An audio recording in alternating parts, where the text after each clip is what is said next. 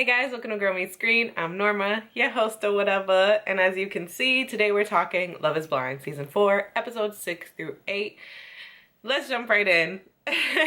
Episode 6, we start off with Miss Irina, and I'm sorry, once again, I try, as of recently, lately, I try to stay away from speaking on people's looks, but like I said in the other video, Irina isn't all that. So I don't understand the air in her head.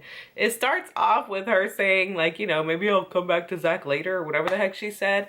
Baby, what makes you think the man would accept you back? Like, who did you think she is? So we left off on Bliss and Zach.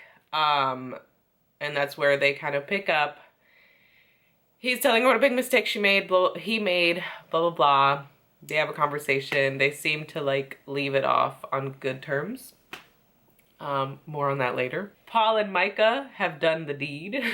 And apparently they're even closer now. Something is off with these two. We're led to believe that it's not.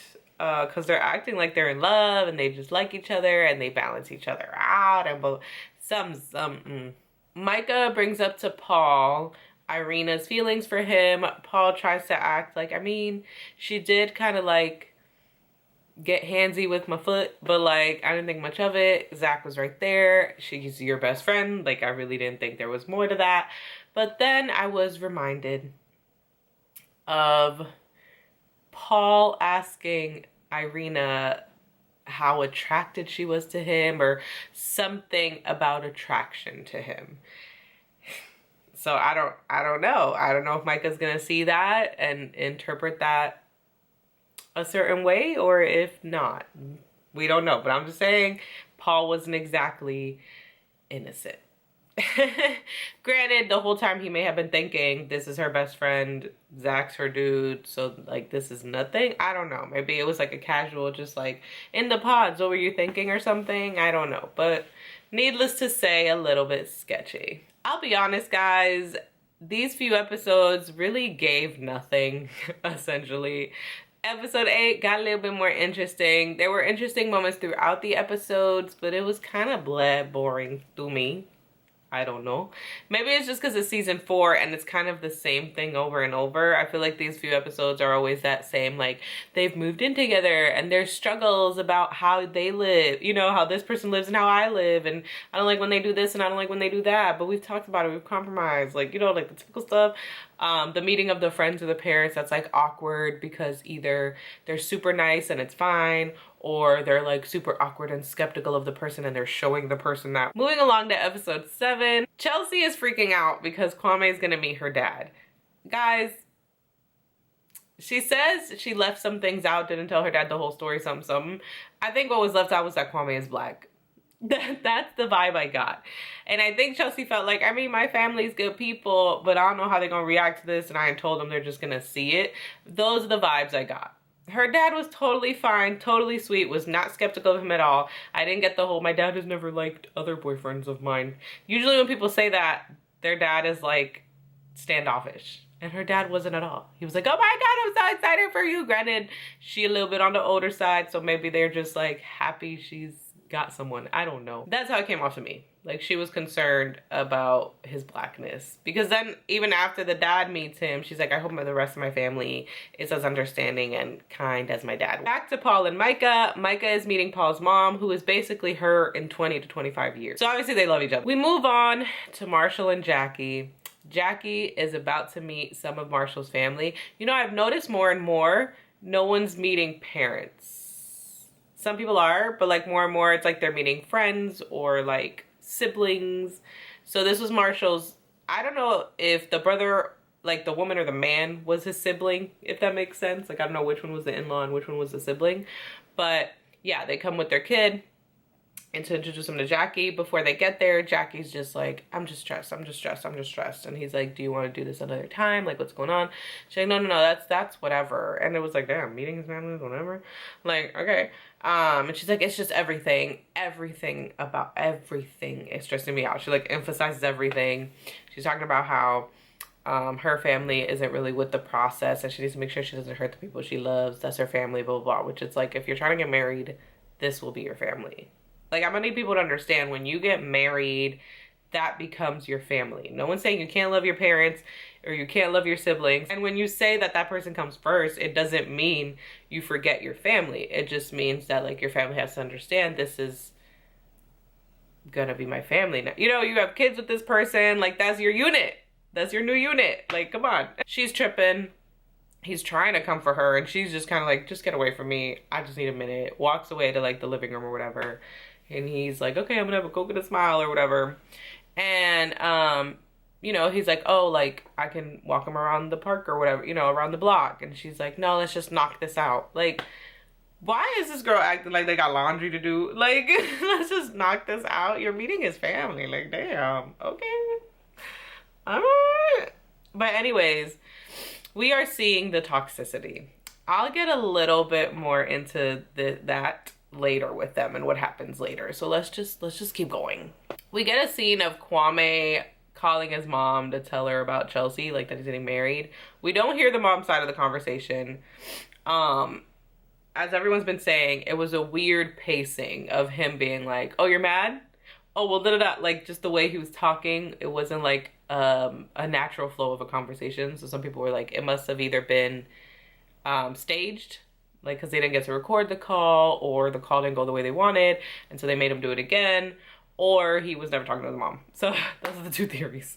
But I think they showed this scene because later on, one of them is gonna make this an issue. Either Chelsea's gonna be like, I'm not comfortable that your mom isn't happy with this, or he's gonna be like, I'm not happy that my mom's not happy with this. I don't know if I can do this, type of thing. So Tiffany and Brett have a conversation about money. And so far it seems like I may be one of the only people who felt weird about the conversation, if that makes sense. First of all, she was very, I don't know if passive aggressive is the right term or if there's a different term for it, because it wasn't passive aggressive in a mean way. It was that, like, I'm gonna, like, joke about the thing I want to talk to you about. And the whole time I was just like, Tiffany, just say it with your chest. Say what it is you're trying to say to him, because I don't understand what this awkward ha ha ha poking at him situation is.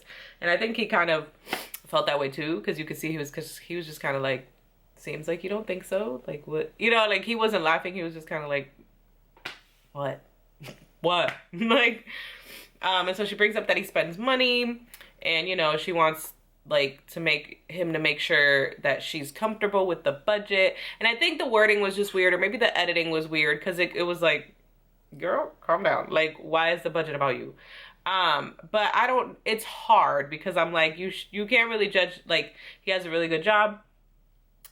He clearly makes good money, and, can spend it on more expensive things. My guess is she was just trying to, like, make sure that he doesn't overspend, like, that he's not, like, his bills aren't being paid, or he's in debt, or he's struggling because of these things he buys. And I mean, from him, you can gather that, like, no, he still, you know, like, he manages his money well, essentially. But yeah, the combo just felt weird to me. And this episode ends with Zach proposing to Bliss. We don't get an answer until the next episode, episode 8. She says yes. They've been meeting, hanging out. She says yes. She feels like it's just right. Blah, blah, blah, blah. I don't know what's going on there. Something is like, but at the same time, you do kind of like it too. It's this weird conflict of, like, they do make sense, but, like, no. Paul meets Micah's parents, who in their confessional are like, this is all weird. They're just like, it's weird. That's all I got. It's weird. But Paul is glad that his name is Paul. This is where we're going to talk about the Jackie thing I mentioned earlier. So we get another Jackie and Marshall scene. Turns out he left for a couple of days to cool off because she told him he needed to boss up and he wasn't man enough. He comes home to try to talk to her. She's, like, packing up her stuff. She's like, whatever, I'm leaving, da-da-da-da. And he's like, what do you expect me to do when, like, you say I'm not man enough? She's like, I never said you weren't man enough. I just said be more aggressive. We don't have sex. And he's like, I try to be aggressive.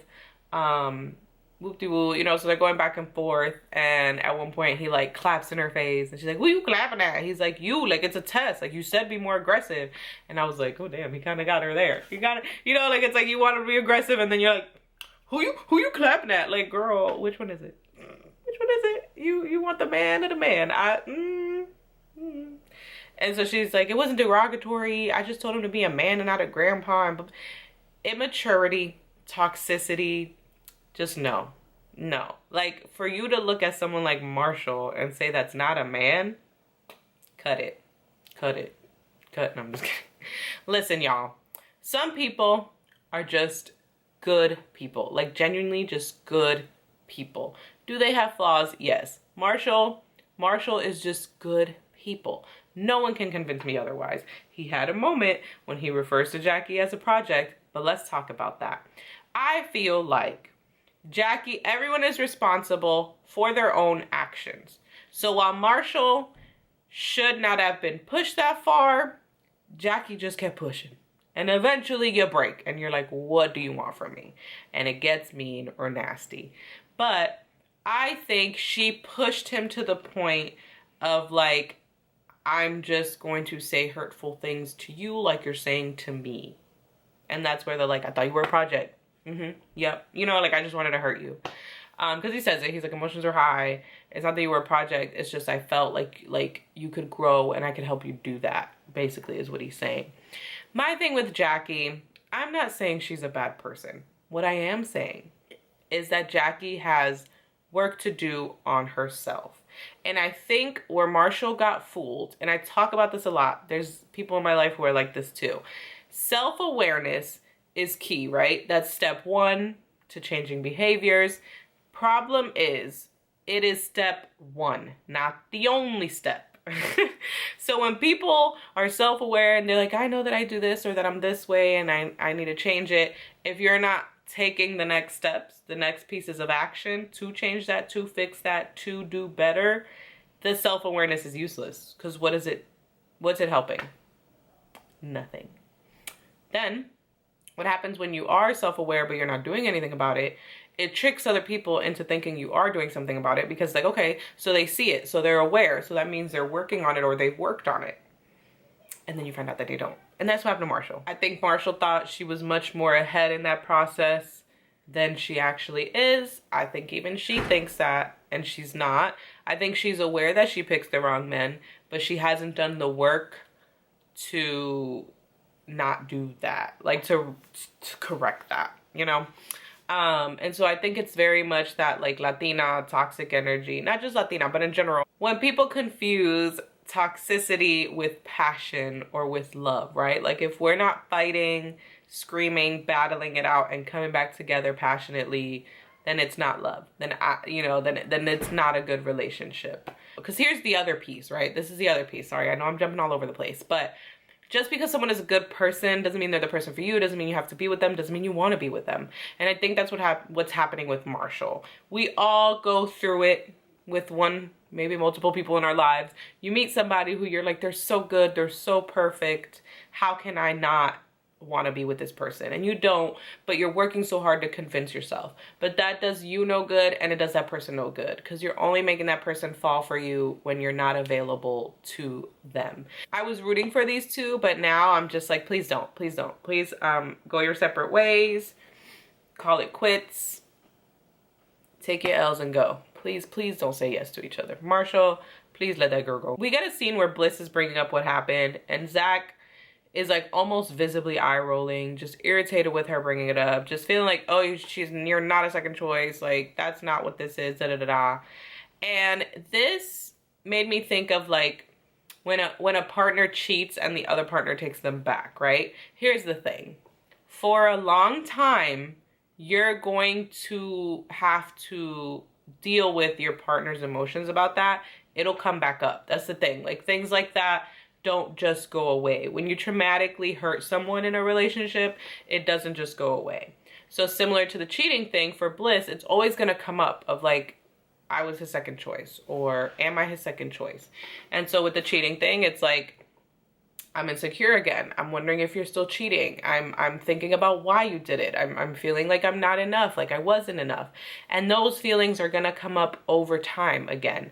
And as the partner who hurt your partner, it's your job to reassure them, to love on them in those moments. That's not to say that the person gets to beat you up or put you down about it. It's all about communication.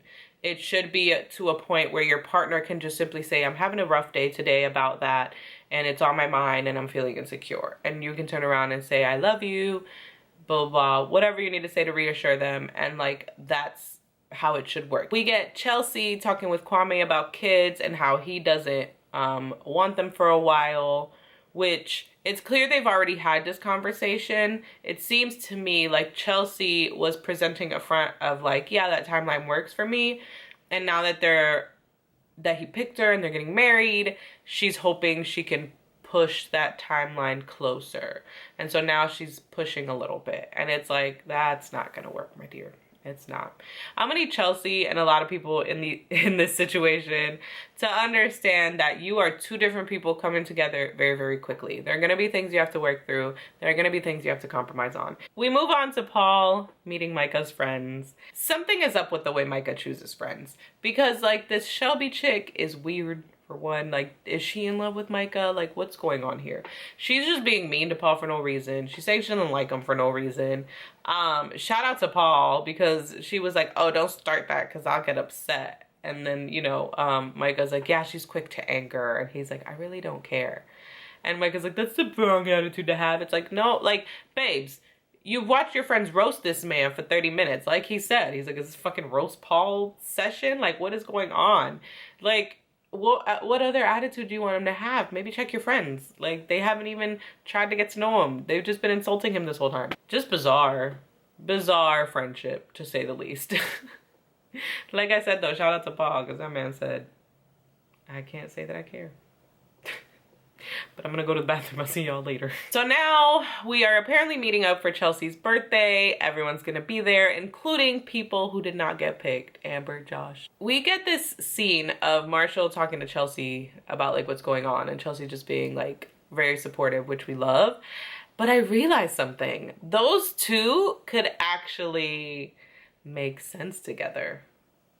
I feel like there's, I don't know though. I don't know if he's her type. With the whole, like, he's a bit more on the emotional, you know, in touch with his feelings side. But those two could make sense. I could, for some reason, I could kind of see it as I was watching them talk. So Josh is in the house, intoxicated, as that man showed up drunk and stayed drunk. I'm telling y'all, the man was knocking him back. Whether Netflix was showing it or not, knocking him back. And they must have told everybody, just let him do his thing. He's drunk. Ignore him, because that's what it seemed like. Everybody was just like, what is he? Okay. Because when Marshall and Chelsea are talking, she's like, what the fuck is that? Like, what the fuck is this? Like, what's happening over there? We get a conversation with Brett and Marshall. Again, we love to see two black men talking emotions. Black men talking emotions. And Brett thanks Marshall for being there and glad that he could be there for him, blah, blah, blah. But in that conversation, we hear that Jackie has yet to tell Marshall directly, like, that she loves him. She said, what did she say? I fuck with you tough or something like that. Some New York state of mind saying, I rock with you type energy, okay? Anyways. That made me a little sad for him. But also, I'm like, oh my God, I need these men's to open their eyes. Like, Marshall, let that girl go. Please, just walk away. Megan and Kwame, again, talking about how much they love each other, how they were their first choice, da da da. Like, at this point, just be with each other. At this point, stop playing with in your partner's faces like that. I can't imagine if either of these people said yes, and their partners have to watch this. After them gaslighting their partners into believing that it was no big deal. Amber comes in, Paul sees Amber, he's kind of like, not worth it, not even gonna look in her direction. Whoop whoop, love Micah, which I think that's what we could all learn from Paul at this point on Love is Blind. There are way too many disrespectful scenarios with meeting people that they talk to in the pods on Love is Blind. It's enough. Enough is enough. Learn from Paul. Josh goes up to Marshall, all in his face, talking about, I'm Mr. Steal Your Girl. Hey, we're brothers. It's cool. I love you, bro. Like, don't let that change. Don't let this change anything. A mess. Marshall's just like, he walks away, and Marshall's like, what the fuck was that? He said what we were all thinking in that moment, all of us. But, you know, Josh is intoxicated. Let's leave that poor guy alone. He is drunk as a skunk. Then Josh goes, asks to talk to Jackie alone. I First of all, Jackie, you didn't want to walk away after you realized how intoxicated that man was? She goes, oh, you're too cool for school. Like, she says that's why she thought he wouldn't show up. And this man said, why am I too school? That's what that man said. Yeah, play that scene back. This man said to school. That is not attractive. I'm sorry. And I am like a man's man type of girl. Like, I love me a Marshall because it's like he's emotional, in tune with his emotions, but also manly. So I like that little bit of manly, but that's not attractive. That man was the words were slurring more and more throughout the night. How could you sit there? But anyways, moving on. He calls Marshall NBA crybaby. And as funny as that could be to people, I had an issue with her laughing at it. Because that's supposed to be your man.